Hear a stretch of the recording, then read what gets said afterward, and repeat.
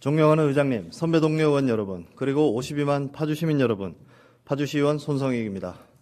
오늘 본의원은 싱크홀 사고의 발생 원인과 예방을 위한 정책적 대안에 대해 말씀드리고자 이 자리에 섰습니다. 최근 전국 각지에서 연이어 발생하는 집안 침하 사고는 더 이상 특정 지역만의 문제가 아닙니다. 2022년 10월 경기 양주에서는 직경 5m의 대형 싱크홀이 발생해 60대 근로자가 사망했고 2023년 8월에는 파주시 신촌동 인근에서 폭 10m 규모의 싱크홀이 발생해 1톤 트럭이 추락하는 사고도 있었습니다. 얼마 전 서울 강동구에서 발생한 싱크홀 사고로 한 시민이 목숨을 잃었습니다. 서울시에서 접수된 땅꺼짐 신고는 최근 2년 사이 3배 이상 증가했고 이는 단지 서울만의 문제가 아님을 보여주고 있습니다. 2024년 9월 2일자 국토안전관리원이 공개한 자료에 따르면 2019년부터 2023년 사이 발생한 전국 싱크홀은 총 957건에 달하며 그중 197건이 경기도에서 발생했습니다. 전국의 5곳 중 1곳은 경기도 내에서 발생한 것입니다. 이처럼 싱크홀 사고는 이제 단순한 도시 기반 시설의 문제가 아니라 시민의 생명과 일상에 직접적인 위협이 되고 있습니다. 싱크홀 발생 원인으로는 전문가들의 분석에 따르면 싱크홀의 주된 발생 원인은 다음과 같습니다. 첫 번째, 하수관 손상 및 노후화, 전체 사고 중 약 46.6%가 이에 해당하고 있습니다. 지하수 유출과 토양 붕괴의 직접적인 원인이 됩니다. 두 번째, 다짐 불량입니다. 도로공사나 개발 과정에서의 부실한 땅 다짐으로 전체의 약 17.9%를 차지합니다. 셋째, 급작스러운 누수 및 수도관 파열, 지하수 압력 변화로 토사가 유실되며 집안이 꺼집니다. 넷째, 집안 침식입니다. 지하수 흐름 또는 지하 매설물 주변 침식으로 인해 장기적인 집안 악화가 발생합니다. 다섯째, 기타 요인입니다. 도시화에 따른 지하 공간 복잡화, 건물 기초부 하중 과밀 등 다양한 복합 요인이 작용하고 있습니다. 특히 최근에는 연이은 집중호우와 장마로 인해 집안이 약화되며 싱크홀 발생 가능성은 더욱 높아지고 있는 실정입니다.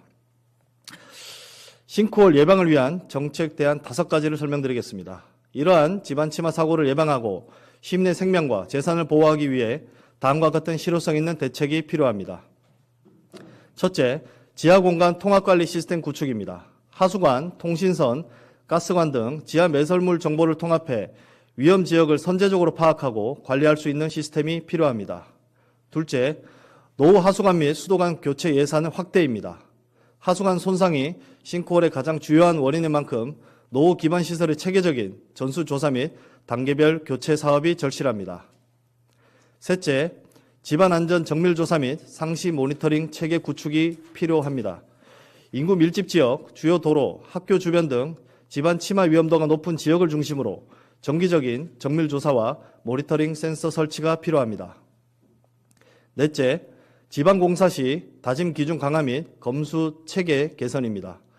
공사 후 부실한 땅 다짐이 싱크홀 원인으로 지목되는 만큼 시공 이후 다짐 상태를 철저히 점검하고 확인할 수 있는 제도적 장치가 필요합니다. 다섯째, 시민 참여형 집안안정 신고 모니터링 플랫폼 도입이 필요합니다.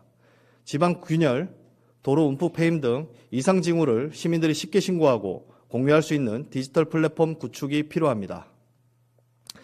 사고가 나고 나서 대응하는 시대는 지나갔습니다. 이제는 사전의 위험을 감지하고 예방 중심의 정책으로 전환해야 할 때입니다.